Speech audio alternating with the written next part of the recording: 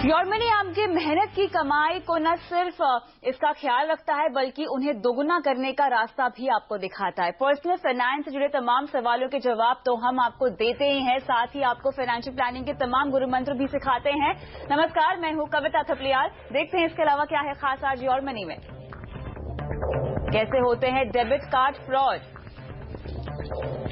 Debit card fraud से कैसे बचें और पोर्टफोलियो में रखे कितने फंड।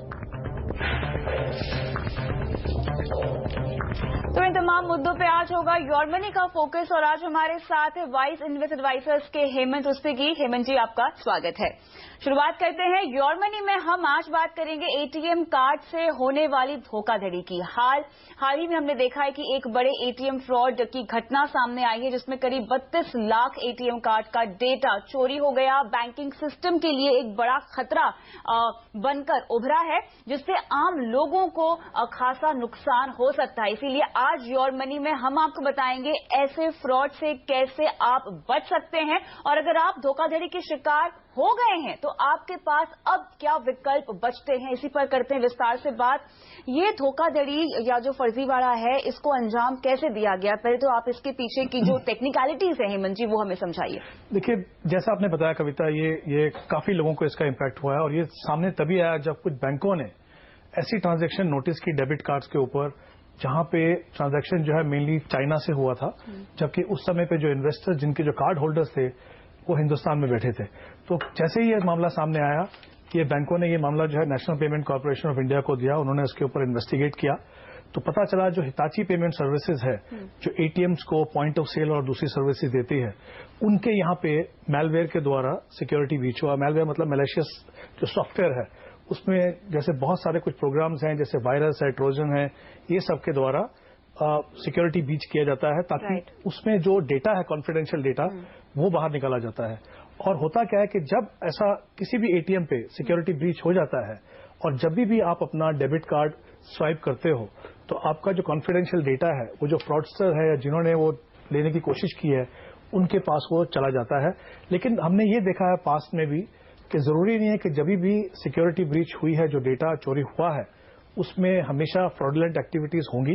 काफी बार ऐसा भी होता है कि उस डेटा को ऐसा नहीं है कि ऐसा ये फ्रॉड होते नहीं है, फ्रॉड होते हैं, लेकिन काफी टाइम हमने ऐसा देखा है कि जो डेटा जो है उसको इस्तेमाल किया जाता है डेटा को बेचने के लिए ताकि जो दूसरे लोग हैं या कॉम्पिटिटर्स हैं या जो और बाकी लोग हैं जो डेटा को इस्तेमाल कर सके। तो इस तरीके से जैसा मैंने बताया मैलवेयर के द्वारा यहाँ पे सिक्योरिटी ब्रीच किया गया। बिल्कुल, लेकिन आप मुझे ये बताइए कि एज एन अकाउंट होल्डर, खाता धारक होने के नाते या डेबिट कार्ड या एटीएम कार्ड होल्डर होने के नाते मुझे जब इस बारे में पता चलता है तो मैं अब एहतियातन क्या करूं। अगर मेरे साथ इस तरह की धोखाधड़ी हो चुकी है, अगर मेरे पैसे निकाल लिए गए हैं और मुझे काफी भारी नुकसान भी हुआ है, मेरा पहला कदम अब क्या होना चाहिए? देखिए, उससे पहले मैं बताना चाहूंगा, जैसे आपने बिल्कुल सही कहा कि 32 लाख डेबिट कार्ड हैं जहां पे सिक्योरिटी ब्रीच हुआ है, उनका डेटा जो है चोरी हुआ है। लेकिन जो केसेस सामने आए हैं फ्रॉडुलेंट एक्टिविटी के कि जहां पे धोखाधड़ी से पैसा निकाला गया है, जो अभी तक रिपोर्टेड फिगर है वो करीब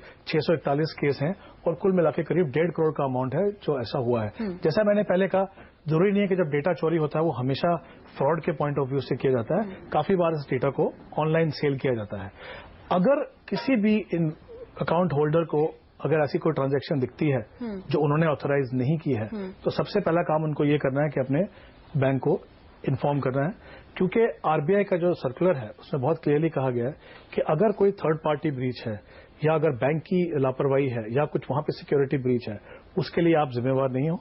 लेकिन आपको 3 वर्किंग डे के अंदर जब ये ट्रांजैक्शन आप नोटिस करते हो या आपको नोटिस मिलता है ट्रांजैक्शन का, उसके 3 वर्किंग डे के अंदर आपको बैंक को इन्फॉर्म करना है। उसके बाद भी अलग अलग डिपेंडिंग ऑन आप कब इन्फॉर्म करते हैं, 4 से 7 दिन या 7 से अलग दिन अलग अलग वहां पे जो आपको है कुछ खामियाजा भरना पड़ेगा। पहले आपको पहचानना होगा कि इस तरह के ट्रांजैक्शंस आपके द्वारा किए गए हैं या नहीं, या किसी और ने किए हैं या नहीं, जो कि मेरे ख्याल से आपको एसएमएस अलर्ट, ईमेल अलर्ट के जरिए जब भी कोई ट्रांजैक्शन होता है आपके एटीएम कार्ड के जरिए तो एक अलर्ट आपको पहुंच जाती है। उसके जरिए मेरे ख्याल से आप पता लगा सकते हैं कि इस तरह का कुछ धोखा आपके साथ हुआ है या नहीं। देखिए, वहां से भी देख सकते हैं आप चाहे तो, अगर ऑनलाइन एक्सेस करके अपना जो अकाउंट है उसको भी देख सकते हैं कि ये जो ट्रांजैक्शन हुई है पिछले 1 या 1.5 महीने में, अगर जैसे जब ये सामने आया है तो देख सकते हैं कि उस पीरियड में ऐसी कोई ट्रांजैक्शन हुई है। क्योंकि काफी बार क्या होता है, हमने देखा है बैंक अकाउंट होती है या डेबिट कार्ड या क्रेडिट कार्ड की कोई स्टेटमेंट जब आती है हम उस पर ज्यादा ध्यान नहीं देते हैं। तो मुझे लगता है इंपॉर्टेंट है, क्योंकि ये इतना बड़ा हादसा हुआ है,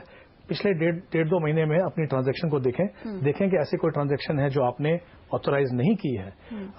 अगर वो समय निकल गया है तो देखना पड़ेगा कि बैंक किस तरीके से उसको डिसाइड करता है। बट अगर कोई रिसेंट है तो डेफिनेटली देखें, और अगर ऐसा कुछ नहीं हुआ है तो डेफिनेटली कुछ प्रिवेंटिव मेजर लेने की जरूरत है ताकि आपके साथ ऐसा बाद में ना हो। बिल्कुल, दोनों पर आते हैं यहाँ पर प्रिवेंटिव मेजर्स क्या लेने चाहिए और साथ ही अगर आपके साथ ऐसा हो गया है तो आपको क्या करना चाहिए। लेकिन एक और चीज यहाँ पर हम देखते हैं कि कार्ड जो है आपका डेबिट कार्ड एक ऐसी चीज है जो हम हर जगह इस्तेमाल करते हैं, भले एटीएम से पैसे निकालने की बात हो, ऑनलाइन शॉपिंग करने की बात हो, आपके ट्रांजैक्शंस करने की बात हो।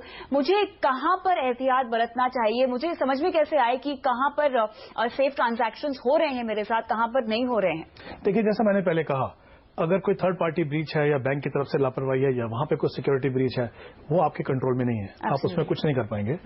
अपनी तरफ से, क्योंकि आप कार्ड ओन करते हैं, वो कार्ड आपका है, वो आपका पैसा है, आपको कुछ चीजों का ध्यान रखना है। सबसे पहला ये तो जो आपका जो एटीएम पिन है वो आप किसी को ना दें, बिल्कुल बहुत इंपॉर्टेंट है। दूसरा, अपने एटीएम पिन को चेंज करते रहें। हमने देखा है कि काफी लोग एटीएम पिन को चेंज ही नहीं करते सालों साल।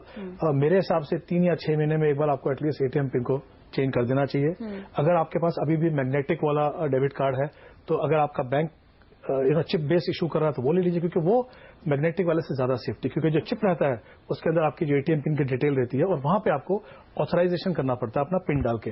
तो मुझे लगता है कहीं ना कहीं वो सेफ्टी जो है वो डेफिनेटली हो जाती है। तो कुछ चीजों का अगर आप ध्यान रखें, और अगर आपने अपना मोबाइल या ईमेल रजिस्टर नहीं कराया तो वो कराइए, क्योंकि जब आप ऐसा करते हैं, जब भी कोई ट्रांजैक्शन आपके बैंक अकाउंट में होती है डेबिट कार्ड के द्वारा, उसकी इंटीमेशन आपको मिलती है। यहाँ पे एक इंपॉर्टेंट चीज है, हम हमेशा लोगों को कहते हैं कि बहुत ज्यादा कार्ड मत रखिए। काफी लोगों के पास बहुत सारे अकाउंट हैं, हर एक में डेबिट कार्ड लिया हुआ है। अब मान लीजिए 5-10 अकाउंट आपने खोल लिए, हर जगह से आपको इंटीमेशन आ रही है, उसको ध्यान रखना भी मुश्किल पड़ता है। तो कहीं ना कहीं मुझे अब लगता है अपने जो बैंक अकाउंट्स हैं उनको भी कंसोलिडेट करके जो भी ट्रांजैक्शन का इंटीमेशन आए, और वो ट्रांजैक्शन का इंटीमेशन दोनों जगह पे आता है, वो एसएमएस भी आता है और आपका पास ईमेल भी आता है। और जब आपने ट्रांजैक्शन की है तो आप देखें, अगर नहीं की है तब भी समय समय पे अपने एसएमएस और ईमेल को चेक करते जाइए कि कहीं कोई ऐसी इंटीमेशन आई है कि आपके अकाउंट से इतना पैसा निकला है। अगर आप उन चीजों का ध्यान दें, और दूसरी बात, एक एस्टेब्लिशमेंट में कहीं भी आप यूज करते हैं क्रेडिट कार्ड, डेबिट कार्ड, तो कोशिश कीजिए कि वो आपकी नजरों से दूर ना हो। नॉर्मली क्या करते हैं, जब क्रेडिट डेबिट कार्ड से पेमेंट करते हैं तो वो आपके सामने वो चिप या स्वाइप करते हैं।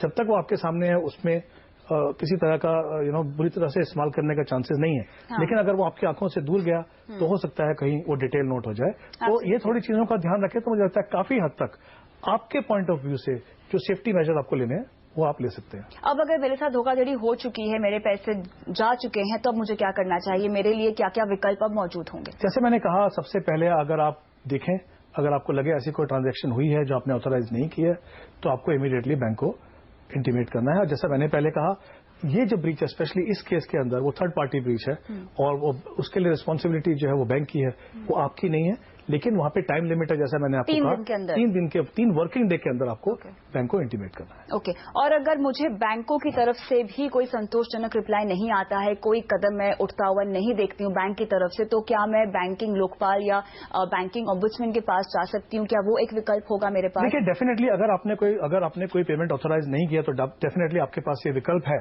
अगर आपको सही तरीके से जवाब नहीं मिलता है, सही तरीके से आपका ये केस जो रिजॉल्व नहीं होता है, जैसा मैंने पहले कहा, वो डिपेंड करता है कितना समय हुआ है उस ट्रांजैक्शन को।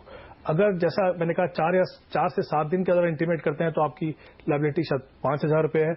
उसके बाद जो है तो बैंकिंग बोर्ड डिसाइड करता है। फिर भी अगर आपको लगता है कि आपको सही तरीके से जवाब नहीं मिला है या सही तरीके से मुआवजा नहीं मिला है तो डेफिनेटली आपके पास ऑप्शन है कि आप उन अथॉरिटीज के पास जाके अपना केस पुट अप करें। अच्छा हेमन जी, अभी शॉपिंग का सीजन चल ही रहा है, हम देख रहे हैं त्योहारों का तो आगाज हो ही चुका है, उसी के चलते काफी शॉपिंग भी हो रही होगी। ऐसे में एहतियातन हमें सावधानी कैसे बरतनी चाहिए अपने ऑनलाइन शॉपिंग अगर हम करना चाहें तो? देखिए, ऐसे समय में क्या होता है, बहुत ज्यादा फ्रीक्वेंटली शॉपिंग करते हैं, काफी जगहों पे शॉपिंग करते हैं। जैसा मैंने कहा, 2-3 चीजों का ध्यान रखना है।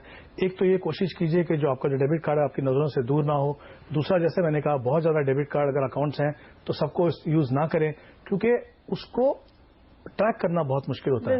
और अगर आप अभी भी चाहें तो अपना, अगर आपने मोबाइल नंबर या अगर रजिस्टर नहीं कराया तो वो करा लीजिए, क्योंकि कहीं ना कहीं आपके पास ऐसा इंटीमेशन आना जरूरी है कि आज के दिन में या अभी अभी आपने इस तरह की ट्रांजैक्शन की, और ये इंस्टेंट होता है। जैसे आपने ट्रांजैक्शन की इमीडिएटली आपको एसएमएस और ईमेल आता है। अगर आप ऐसा करें तो कोई कारण नहीं कि आपका जो डेबिट कार्ड है उसका गलत इस्तेमाल हो। बिल्कुल, यहाँ पे जागरूक रहिए, सतर्क रहिए। अगर आपने अपना पिन नंबर अब तक नहीं चेंज किया, एटीएम पिन नंबर नहीं चेंज किया है, तो आपको हम तुरंत प्रभाव से यही सलाह देते हैं कि इस तरह की धोखाधड़ी से बचने के लिए, इस तरह के फ्रॉड से बचने के लिए अपने तमाम एटीएम पिन को आप तुरंत प्रभाव से बदल दीजिए और आगे चल के अपने ट्रांजैक्शंस को चेक कीजिए। पिछले 1.5 से 2 महीनों में जितने भी ट्रांजैक्शंस आपने अपने एटीएम कार्ड के जरिए किए हैं उनका पता लगाइए, उन्हें चेक कीजिए, ताकि इस तरह की धोखाधड़ी का शिकार आप ना हो सके। और अगर आपके साथ ऐसा कुछ हुआ है तो अपना सवाल व्हाट्सएप कर सकते हैं।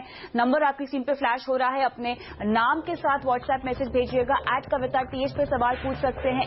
ms@moneycontrol.com हमारा ईमेल आईडी है, जहां पर अपने कॉन्टैक्ट नंबर के साथ आप सवाल पूछ सकते हैं। फिलहाल रुकते हैं छोटे से ब्रेक के लिए। योर मनी में आगे बढ़ते हैं और शुरुआत करते हैं सवाल जवाब के साथ। हमारे पहले दर्शक कोलकाता से अभिषेक हमारे साथ फोन लाइन पर है। नमस्कार अभिषेक, बताएं क्या करते हैं आप? मैं जॉब करता हूँ मैडम। बताइए क्या सवाल है आपका?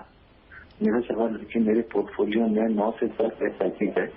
आपने 10 फंड अपने पोर्टफोलियो में जोड़ रखे हैं, और आपने 10 फंड क्यों जोड़े हैं, सलाह कहाँ से ली है, आपने खुद रिसर्च की है, क्या सोच के आपने 10 फंड शामिल किए हैं अभिषेक? मैंने खुद ही रिसर्च किए। मैंने अलग अलग फंड में, मिड कैप में, लार्ज कैप में, हर फंड में लिए हैं SIP, ताकि मेरा रिस्क एवरेज हो जाए। ताकि आपकी रिस्क एवरेज हो जाए। आपकी रिस्क एवरेज हो जाए। कुछ फंड्स के नाम बता पाएंगे मुझे? HDFC mid cap opportunity fund है, ICICI prudential focus blue chip है, Franklin smaller Indian company fund है, फ्रैंकलिन टाइम ऑफ फंड है, DPS ब्लैक रॉक है, मेरे एसेट इमर्जिंग। ओवरऑल आपने यहाँ पर पूरा डाइवर्सिफाई किया हुआ है अपने पोर्टफोलियो को, लार्ज कैप, मिड कैप, तमाम तरह के फंड्स लिए हुए ताकि आपकी रिस्क एवरेज हो जाए। कितने साल का निवेश है और क्या लक्ष्य है? मेरा निवेश 15 से 20 साल का लिए है। 15 से 20 साल का? हाँ जी। कितना इकट्ठा करना चाहते हैं और कितना निवेश करते हैं? मैं हर SIP में जैसे मैं हर महीने 15,000 रुपये डालता हूँ, मतलब 15,000। हर महीने 15,000 कुल मिला के 10 फंड्स में? हाँ जी। ठीक है, और कितना इकट्ठा करना चाहते हैं 15 से 20 साल बाद? मेरा टारगेट है 1.5 से 2 करोड़ का। 1.5 से 2 करोड़ का। क्या करेंगे इतने पैसों का? बच्चों के लिए प्लानिंग है मैम। बच्चों के लिए प्लानिंग है, इसीलिए आप उनकी शादी और पढ़ाई के लिए इकट्ठा करना चाहते हैं अभिषेक? जी। आपकी शादी अभी हो चुकी है ना? हाँ जी हो चुकी है, मैं अभी 34 हूँ। आप 34 साल के हैं। चलिए, आपकी ये डिटेल्स हमारे पास नहीं थी इसलिए हमें पूछना पड़ा था। चलिए, हेमंत जी 10 फंड है इनके पोर्टफोलियो, पता नहीं ये मैनेज कैसे कर पाते हैं। अभिषेक, आपको बाजार की जानकारी है या नहीं, आपसे मैं पूछना भूल गई। हाँ जी, मुझे जानकारी थोड़ी बहुत है, मैं रिसर्च करता रहता हूँ। आप रिसर्च करते रहते हैं, आप ट्रैक करते हैं बाजार को। चलिए, फिर भी हेमंत जी 10 फंड पोर्टफोलियो में होना कितने बड़े आफत की बात हो सकती है, ये बताइए।